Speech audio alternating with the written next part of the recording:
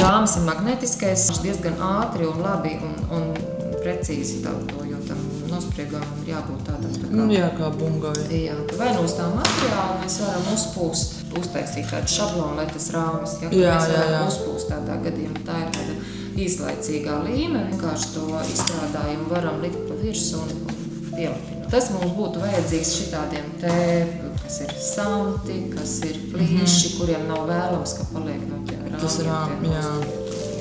Bet no stabilizētā lielākoties liek, ja ir, teiksim, kaut kāds arī šitāds te, ja, tad mēs liekam tos ūdenī šķīstos spīdēs iekšā.